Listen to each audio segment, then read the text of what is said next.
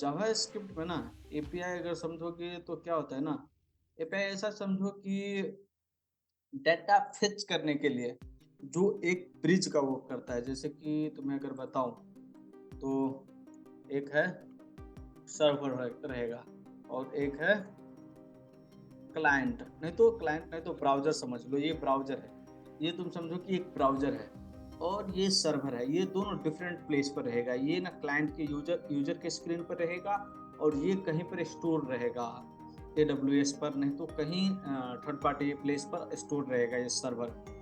तो यहाँ से यहाँ तक डाटा लाने के लिए मेरे ब्राउज़र जैसे ही यहाँ पर रिफ्रेश करता हूँ, जैसे कि ये देखो ओके, इसको रिवर्ट कर देते हैं, थोड़ा इजीली समझ में आएगा। ये वाला है, ध्यान देते हैं तो उसका है।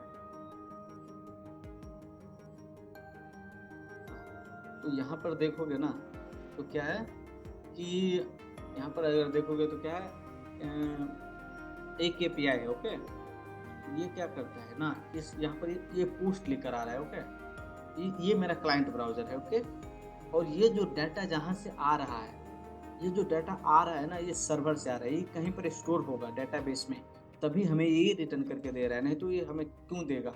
इस तरीके से कुछ भी रैंडम डालने से ये हमें डाटा दे देगा, ऐसा नहीं है। वो क्या होगा, सर्वर जो होता है ना, जैसे कि तुम समझो कि नोड पर हम सर्वर बनाते हैं, तो वो डाटा मंगोडीबी के साथ में कनेक्ट होकर डाटा फेच करता है मंगोडीबी से और रिटर्न करता है। तो ये एक एंड पॉइंट है। एंड पॉइंट समझो, इसको ही एपीआई बोलते हैं हम।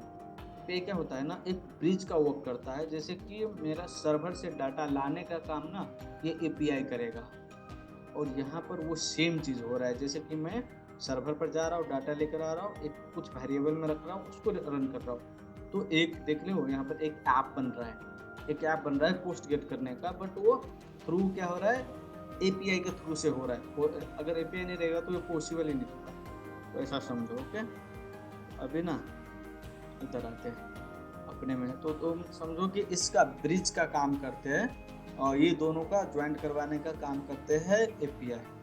ब्रिजिंग का वो करते हैं। जो हमें क्लाइंट को कुछ रिक्वेस्ट चाहिए रहेगा तो हम एक कुछ स्पेसिफिक यूआरएल डालेंगे और उसको एंटर करेंगे। उसके बेसिस पर वो क्या होगा, वो सर्वर पर रिक्वेस्ट जाएगा और सर्वर से डाटा गेट करके लाएगा। यहाँ पर भी वही बताएगा। ये देखो, application programming interface in Java typically refers to interface provide a browser web API. Okay, एक और चीज बताता हूँ। जो एपीआई है ना, जो मैं यहाँ पर बता रहा हूँ तुम्हें कि ये एक एंड पॉइंट एपीआई, इसको ना ऐसा समझो कि ये जो है, इसको ना हम एक टाइप का एपीआई बोल सकते हैं। ऐसा नहीं कि यही एपीआई है, ये एक टाइप का एपीआई है। तो इसको ना हम ऐसे रेस्ट एपीआई बोलते हैं, जो एक फॉर्मेट मेंटेन करता है। मैं दिखाता हूँ कि मल्टीपल डिफरेंट टाइप का एपीआई भी होता है। जैसे कि यहाँ पर ना मेरे डॉक्यूमेंटेशन में मैंने ये किया है। जैसे कि वेब एपीआईज में ना तुम देखोगे तो एक हो गया डॉक्यूमेंट ऑब्जेक्ट मॉडल, डोम एपीआई होता है। Okay, the interface of the structure. जैसे कि डोम एपीआई क्या होता है ना, जो मेरा यहाँ पर है, ये जो डोम है। ओके, यहाँ पर कुछ फंक्शनैलिटी परफॉर्म करने के लिए डिफरेंट थर्ड पार्टी एपीआई की जरूरत पड़ता है। ओके, जैसे कि तुम समझो कि ये डोम है, इस पर अगर कुछ परफॉर्म करना है, जैसे कि टाइमर रन करना है, तो ये जो ब्राउजर है ना, ये मल्टीपल एपीआई प्रोवाइड करता है। जो एक टाइमर का एपीआई होगा, एक दूसरा बताता हूँ, एक एपीआई होगा जो जो लोकेशन जो मेरा एड्रेस है ना वो गेट करेगा मेरे आईपी से। तो वो अलग एपीआई है, वो ब्राउजर का है, वो जावास्क्रिप्ट का नहीं है। ओके, उसको भी हम ना एक प्री बिल्डेड एपीआई बोल सकते हैं, जो ब्राउजर में एग्जिस्ट करता है। जो तुम्हारा लोकेशन गेट कर लेगा, ब्लूटूथ ऑन कर देगा, इस तरीके का डिफरेंट टाइप का डाटा डाटा परफॉर्म कर सकता है। नहीं तो टाइमर रन कर देगा, नहीं तो कोई थर्ड पार्टी साइट पर जाएगा, वहां से डेटा गेट कर लेगा। तो इसको हम रेस्ट एपीआई बोलते हैं। ये भी एक टाइप का एपीआई है। तो ये इतने और भी डिफरेंट टाइप का एपीआई है, हम इसका देखते हैं। जैसे कि ये थर्ड पार्टी एपीआई जो मैंने बताया, ये थर्ड पार्टी एपीआई का एग्जांपल है। यूआरएल के थ्रू से हम इसको गेट कर सकते हैं। ब्राउजर एपीआई नहीं तो वेब एपीआई समझो, जो ब्राउजर हमें प्रोवाइड करता है। यहाँ पर अगर दिखाओ तो ये ब्राउजर अपनी ईजी के लिए कुछ किसी भी चीज़ को यूज करता है ना, उसको ब्राउजर एपीआई बोलते हैं। वो भी एक चीज़ है कि ब्राउज़र एपीआई हो गया। ओके, थर्ड पार्टी एपीआई भी हम कवर कर लिया। तो एपीआई यही होता है कि ये यूआरएल होता है, उस थ्रू से हम डाटा गेट कर सकते हैं, पुश कर सकते हैं, पुट कर सकते हैं। अभी ना इसका टाइप बताते हैं कि ये किस टाइप का होता है। ओके, जैसे कि यहाँ पर ना जियो लोकेशन एपीआई का भी एग्जांपल दे रहा है। ओके, तो ये ब्राउज़र एपीआई रहेगा जो ब्राउज़र से ना डाटा गेट करेगा। ओके, मैं तुम्हें एक और चीज़ बताता हूँ यहाँ पर जो बहुत ही इम्पोर्टेंट है। ये है ना, जो एपीआई होता है ना, ये डिफरेंट टाइप का होता है। तो उसको समझने के लिए ना मैं तुम्हें पोस्टमैन दिखाता हूँ। पोस्टमैन ना एक टूल है जो क्या करता है ना, ये डिफरेंट टाइप का एपीआई को हैंडल करते हैं। तो मैं थर्ड पार्टी एपीआई का एग्जांपल देता हूँ तुम लोगों को कि क्या क्या कर सकता है ये एपीआई। ओके,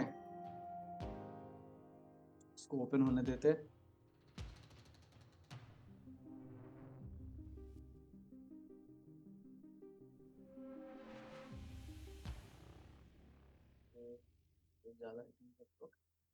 लोड हो गया। ओके, यहाँ पर देखो, अभी ना तुम्हें बताता हूँ एपीआई का टाइप क्या क्या होता है। एपीआई तो तुम समझ रहे हो कि लाइक जो हम कहीं से डाटा फेच करने के लिए एक थर्ड पार्टी यूआरएल को हम यहाँ पर डालेंगे और इसको अगर सेंड पर क्लिक करते हैं तो उस सर्वर पर जो भी चीज़ रहेगा वहाँ से जो भी रिस्पॉन्स आएगा वो हमें मिल जाएगा। तो ये एपीआई, इसमें ना टाइप होता है डिफरेंट टाइप का, जैसे कि गेट है। गेट मतलब क्या होता है ना, जो भी डाटा हम पास करेंगे ना, ये पैरम्स में ही पास करेंगे। जैसे कि इसके अंदर में ना अगर मेरे को एक ही डाटा गेट करना है तो देखो यहाँ पर मैं 1 पास कर रहा हूँ, तो इसका अलग से एपीआई बना रहेगा जो एक ही डाटा गेट करता है। देख रहे हो, अभी पूरा लिस्ट था, अभी एक आ रहा है। तो ये ना गेट एपीआई जो भी डाटा लेगा वो क्वेरी से ही लेगा। क्वेरी इन द सेंस यहाँ पर लेगा, नहीं तो ऐसे लेगा कि इक्वल टू कुछ डाटा, जैसे कि नेम, नहीं तो ऐसे ऐसा समझो कि सर्च इक्वल होगा। तो अगर सर्च करवाना चाह रहे इस एपीआई में तो मैं ये डाटा मैं पैरेंट्स में ही पास कर सकता हूँ। पैरेंट्स मतलब समझो कि यूआरएल में ही पास कर सकता हूँ बाहर से। तो ये सिक्योर नहीं है। जैसे कि मेरे को यूजर नेम पासवर्ड अगर सेंड करना है, यूजर नेम, और फिर से यहाँ पर अगर समझो कि मेरे को पासवर्ड सेंड करना है तो इस तरीके से मेरे को पासवर्ड सेंड करना पड़ेगा 1 2 3। तो ये तो सिक्योर नहीं है। ये तो फटाक से किसी को ये डाटा गेट कर सकता है। और ये इसी वजह से ये दूसरा टाइप का भी हमें एपीआई रहता है। जैसे कि गेट है ना, उसी तरीके से पोस्ट है। पोस्ट हम स्पेशली यूज करते हैं इसी तरीके के सिक्योर डाटा के लिए। जैसे कि ये डाटा मेरे को यूजर नेम और पासवर्ड यहाँ पर यूआरएल में नहीं पास करना, यहाँ पर तो इतना ही रहेगा। बट जैसे मैं बॉडी में जाता हूँ, बॉडी में जाकर रो में जाऊँगा, यहाँ पर ना डिफरेंट फॉर्मेट है, किसी भी तरीके के डाटा पास कर सकते हैं। बट हम जेसन यूज करते हैं जावास्क्रिप्ट के लिए, नहीं तो नोड के लिए। तो यहाँ पर ना मैं क्या करूँगा, यूजर नेम और यहाँ पर ना इस तरीके से पास करूँगा और पासवर्ड पास एंड पासवर्ड समझो, इस तरीके से पासवर्ड पास कर दूंगा। और यहाँ से अगर क्लिक करता हूँ तो ये क्या करेगा, एक यूजर को लॉगिन करवा सकता है, फेच कर सकता है। जैसे कि तुम्हें दिखाता हूँ, लाइव एग्जांपल लिखते हैं। यहाँ पर मेरा एपीआई है। ओके, और यहाँ पर ये समझो कि गेट प्रोफाइल का एक ये है।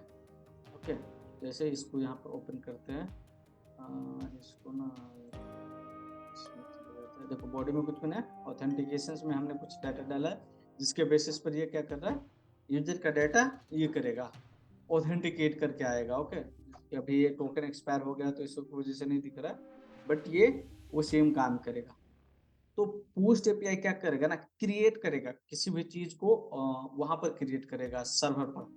तो जैसे कि गेट एपीआई क्या कर रहा था, डाटा लेकर आ रहा था, उसी तरीके से पोस्ट एपीआई डाटा लेकर जाएगा। यहाँ पर देख रहे हो ऑर्डर का पूरा डाटा मेरा लेकर जा रहा है, ऑर्डर का पूरा डाटा लेकर जा रहा है। ऑर्डर नेम कहाँ पर है, क्या लोकेशन है, सब डिटेल्स लिया। और जैसे मैं सेंड करता हूँ पोस्ट रिक्वेस्ट है, इस केस में तुम देखोगे ना यहाँ पर क्या हो रहा है, हाँ एक ऑर्डर क्रिएट हुआ। ये कहाँ पर हुआ, सर्वर पर हुआ। ऐसा नहीं कि मेरे कंप्यूटर पर हुआ है, ये सर्वर पर हो रहा है। जो ये एक देख रहे हो एक साइट है, इस वेबसाइट के ऊपर ये परफॉर्म हो रहा है।